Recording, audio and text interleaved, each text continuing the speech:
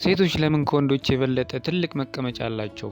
እውነቱ ከምታስቡት በላይ ነው። ትልቅ መቀመጫ ጤናማ ነው ወይስ አደገኛ? ሳይንስ የሚለውን እንመልከት። ሰላም፣ እንዴት ናችሁ? ጋሽ ቢሻው ነኝ። የሴቶች መቀመጫ መጠን ቢለያይም ሴቶች በተፈጥሮ ከወንዶች የበለጠ ትልቅ መቀመጫ አላቸው።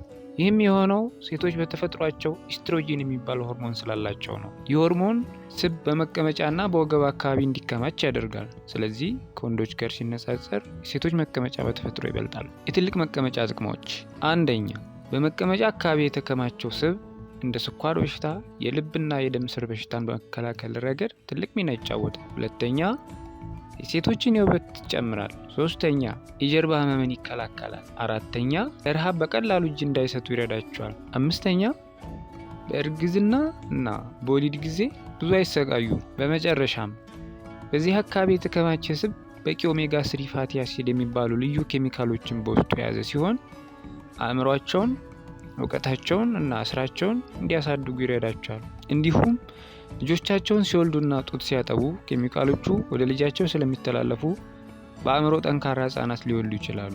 እንግዲህ ትልቅ መቀመጫ ውበት ብቻ አይደለም፣ ጤናም ነው። ለአንዳንድ ወንዶች መቀመጫ እንደ ቡና፣ አልኮል እና የተለያዩ አበረታች ንጥረ ነገር ይረዳል።